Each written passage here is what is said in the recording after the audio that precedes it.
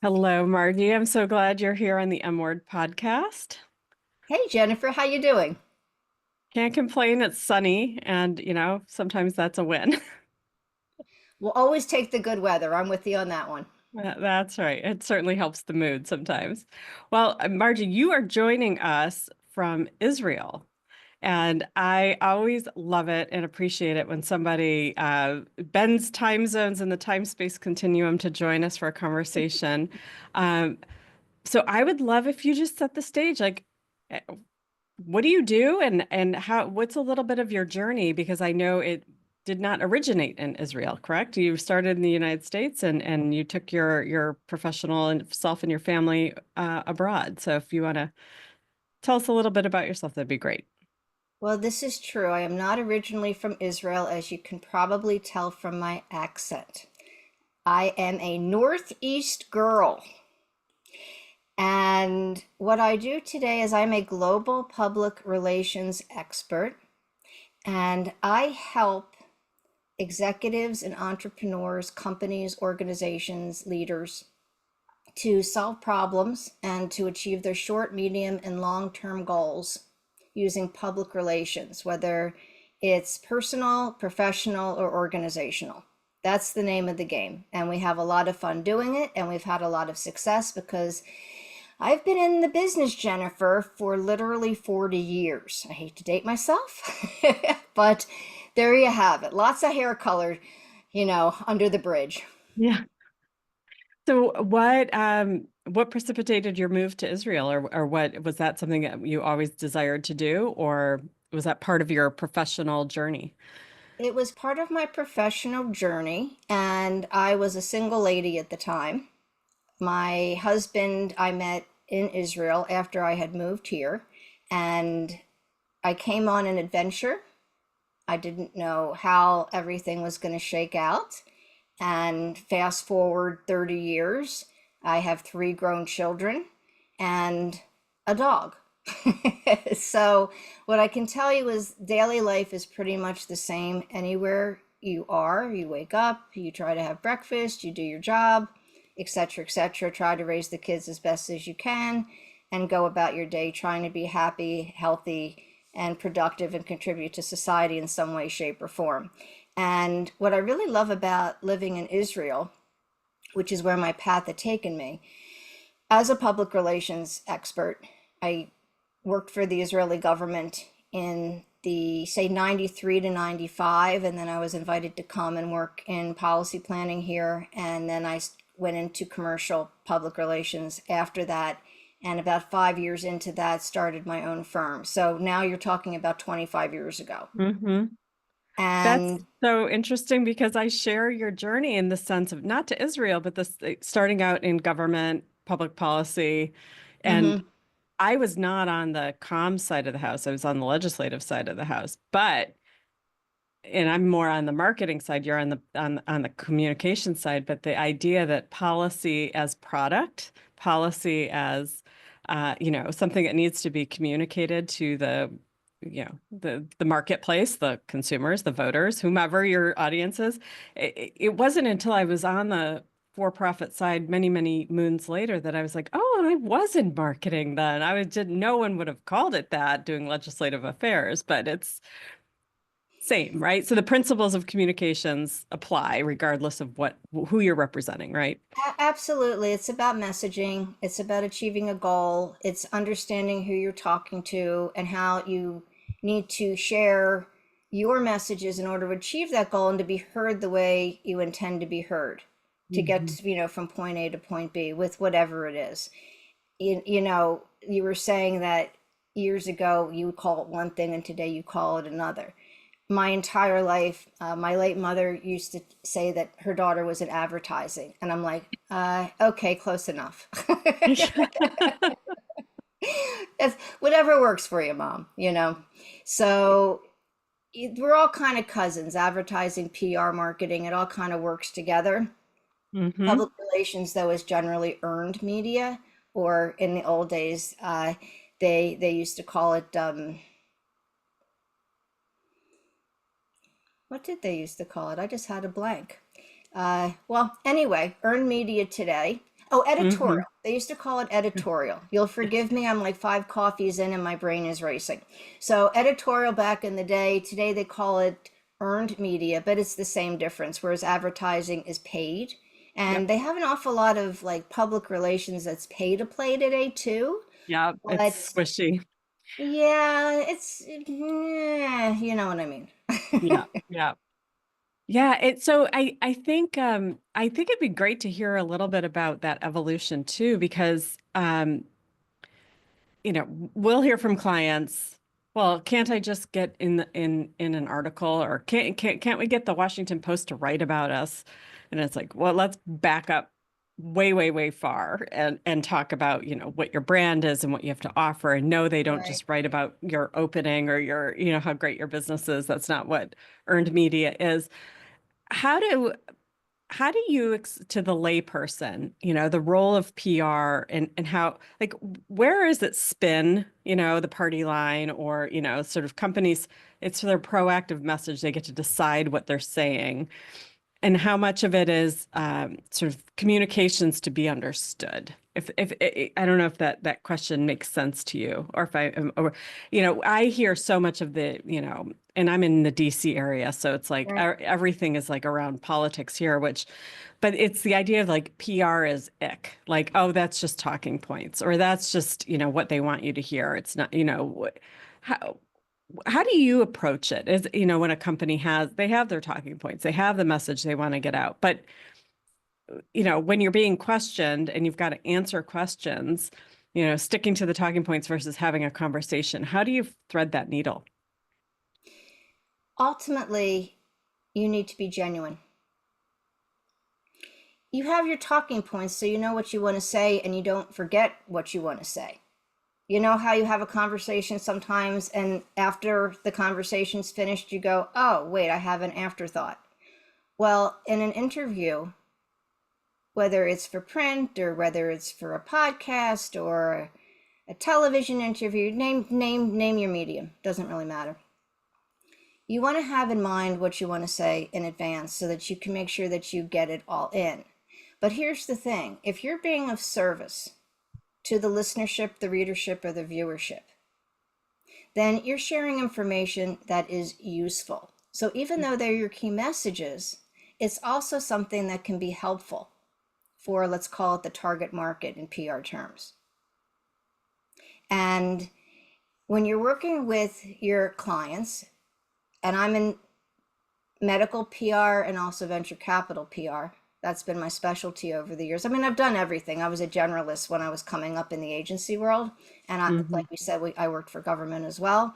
But for the last 25 years, it's been high tech, med tech, and venture capital.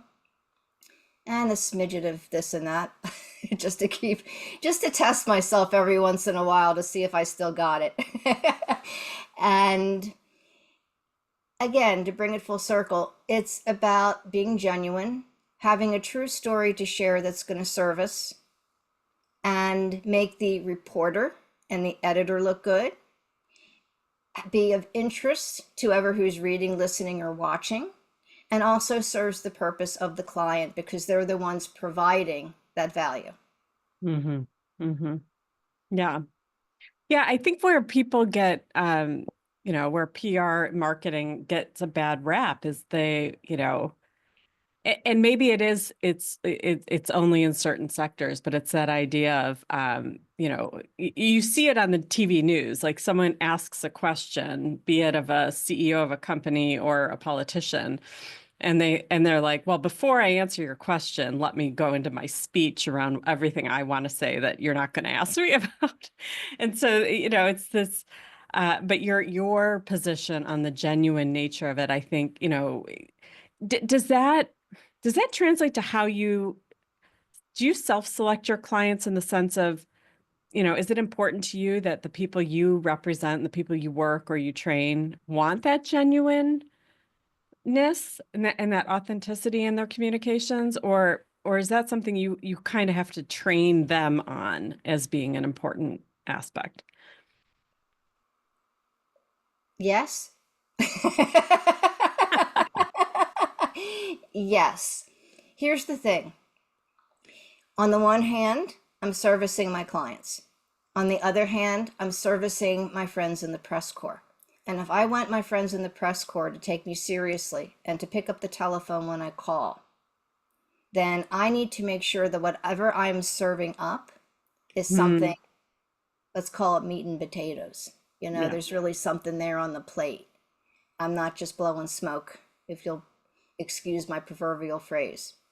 So the answer is yes, I choose my clients, but my clients also are good people. They're some of Hmm. the best and brightest in the world. And it is an absolute joy to work with everyone that I've worked with over the years in one way, shape, or another. They all brought something magical, and it was such a pleasure to be a part of their world. Hmm. Well, that's fantastic. So I'd love to shift the conversation a little bit more to your own personal journey, Margie, because when we talked um, in preparation for this conversation, you said, and I wrote this down because like I loved it. You said, I am constantly reinventing myself for one reason or another. And Yeah. I've asked this question of many guests, and it's and forgive the long lead up to the actual question here, but I'm of the opinion, based on my own personal experience and mine alone, not by uh, judging other people's experiences, but I put myself in the camp of being opportunistic, meaning I haven't written this grand business plan and I'm like checking off the list to get to where I'm going.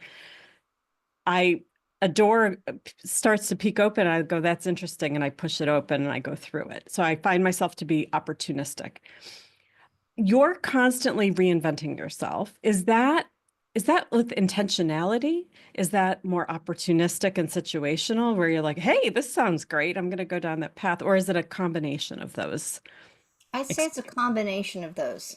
Sometimes I'll have a download, like on a walk or when I'm becoming conscious in the morning. That little state between dream state and, oh, there's a day out there. And other times when I'm just kind of daydreaming.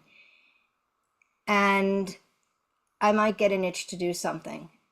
And then I'll just go for it because it just feels like the universe is taking me there, Hmm. if you will. And then sometimes it's clearly an opportunity that presents itself. And okay, I didn't think of that, but yeah, sounds good. It makes sense. So why not? Moving to Israel was exactly that. I was invited and I thought, that sounds like a fun adventure. I'm going to do that. And if I want to come back to the United States or I get, end up going somewhere else, then perfectly fine. But let's see where this takes me. And I blinked my eyes and 30 years went by. Yeah. So what sort of flash of inspiration or eureka have you had, recently? What is there something exciting you're working on right now that came to you that way? My most recent eureka was to pay forward 40 years worth of expertise and experience to help others, whether it's the next generation or it's colleagues or anyone in between. Because I have tons of stories and 40 years worth of lessons learned as a professional and also in my personal life as a working mom. And if I can help someone else to have an easier time of it, to do it better than I did, then not only is that a pleasure, but it's a privilege. So that's what I am doing right now, paying it forward with podcasts like this. And also, I'm speaking worldwide on stages and also virtually, and doing what I can to help make others have a more successful route Hmm. and to enjoy the journey along the way, and always looking through a public relations lens. Tell me a little bit more about that, always looking through a PR lens. Like what does that mean in practice? What we do professionally, what our gifts are, even if they're not professional, we see things through the lens of whatever our magic is. And because I've been in media and PR for all these years, everything that I look at it through that particular lens because that's my autopilot. So, for example, with crisis management, there's always some version of a crisis at the job, right? So, whether it's real or whether it's fictitious and everyone's just getting excited for no reason, right? Same Mhm. thing happens in your daily travels, no matter where you are. So, ultimately, it's assess, strategize, execute either on your own or with your team, right? So, at the office, your team or your colleagues, right? At home, your team is your family. If you're out and about, your team is whoever happens to be at the grocery store that day, you know? So it's always through a public relations lens that I view everything, just like you look at everything just naturally through a marketing lens. Right, right. And your listeners right now, whatever your profession is, that's probably your lens. And we could all learn from you too. Yeah, so you said assess, strategize, and execute with your team or your family or whomever you're with. Like, I think that that's like a framework that's uh, probably shows up in lots of business books in lots of different contexts, right? Like, it's the Mhm. idea is like not to react emotionally without thinking through, you know, is this an emergency? How should I Correct. respond to not dig the hole deeper and get us Right. in a worse position, right? Like I think it's probably very valuable advice regardless of what seat someone's sitting in. Absolutely. And that's what you just said is really important, that it sounds like it could be in anybody's business plan. And that's the beauty of public relations. It is a common denominator for most professions out there. So we just need to sometimes tweak our thinking in order to do it just a little bit better the next time. And we bring this home and we bring this in our travels. And Hmm. that's what helps to make us that much more successful all around. It's the office is important, but your personal life is important too. Yeah, yeah, absolutely. So so you're on the speaking circuit. You're trying to sort of share the perspective that your professional journey has given you. Um, I know you're an author, and you wrote a book like about parenting, right? But how is parenting through the PR lens? Like, is that something that like you brought? Your children are adults now, but how did that show up? It showed up every second of the day, is the truth of it. There wasn't a moment where I wasn't looking through the public relations lens to do one thing or another. From the morning routine, getting everyone out the door in with a positive attitude, to again the crisis management if something happened at home or at the park, to motivating my kids the same way that I would motivate my clients and my partners, uh, learning how to act respectfully, should I say, because Mm. when you're in global public relations, you're working with different cultures and different communities and people throughout the world. And oftentimes people do things differently than you do. And you know what? As long as it's peaceful, then it's okay. So I taught my children that perspective as well, so that they would be citizens of the world. Yeah, that's fantastic. Um, so Margie, what's been hard? Like, what's been your Achilles heel or your brick wall that you've had to sort of work through, overcome, climb over?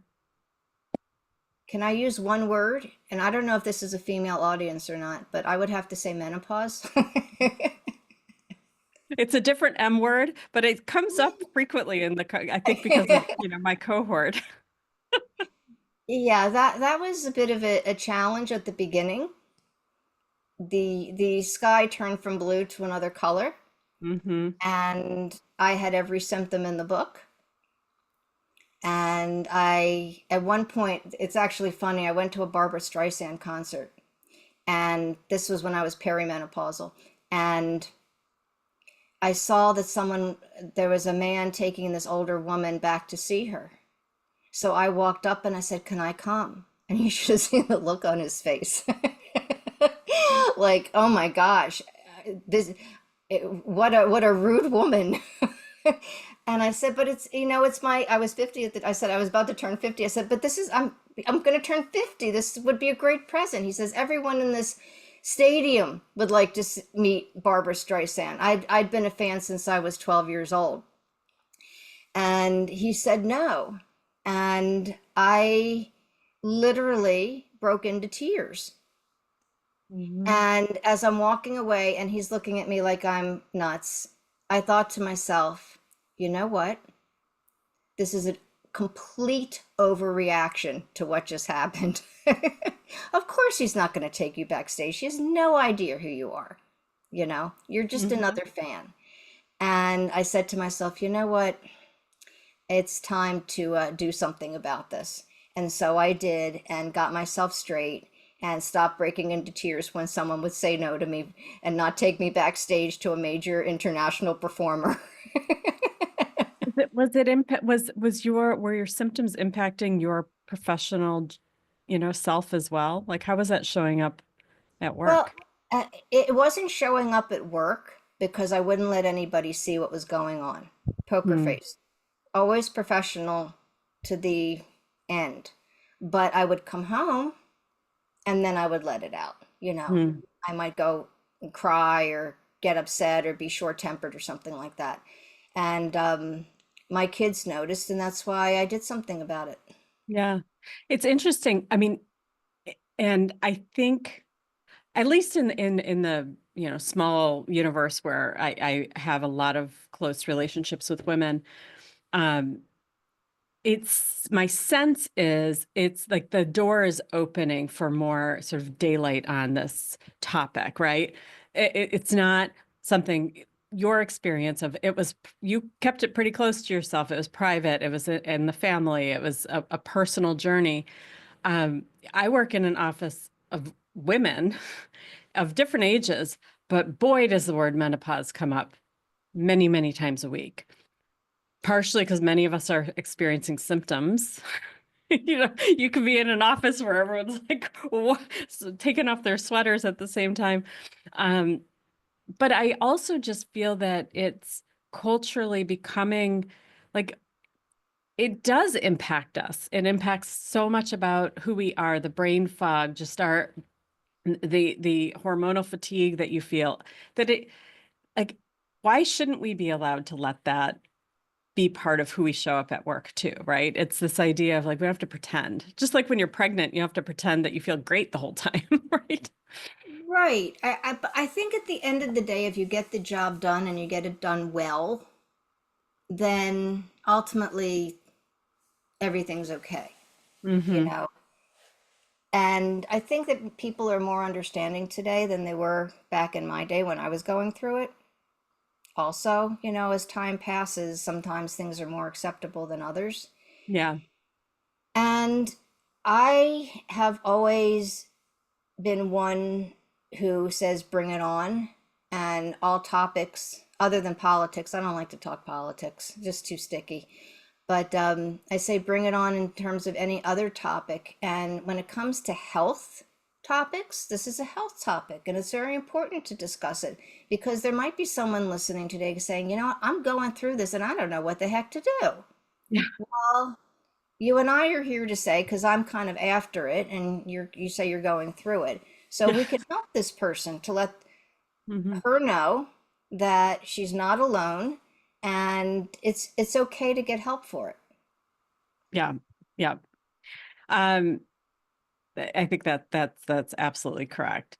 So, Margie, Yes. you have, you opened by saying you've been in the PR biz like 40 years, right? 40 years of Well, professional. PR and media. Yeah, I Or, started yeah, off as like a your reporter. professional journey is so do you do you plan to stop? Do you want to retire? Are you going to be working till, somebody drags you away from your computer? I will be working as long as it's fun and as Mm. long as I'm contributing. That's I always great. say, as long as my brain and my mouth is working, bring it on. Well, I don't know if they If that's the measure, then I needed to retire last week. Yeah, I So, hear you. I love to be busy. I love to mm, contribute, and I love to help other people. mhm. And if my journey can be that help, then yay. And what was really nice from my kids was that they said, Mom, you made mistakes, but overall, we think you got it right. And we think that you should make an effort to pay it forward. So that's pretty much what I'm doing in various ways and capacities, whether it's books. So you mentioned the first one, there's another one in the works. And speaking worldwide, as I mentioned earlier, and all sorts of other activities that I'm getting involved in addition to running my PR consultancy. Right, right.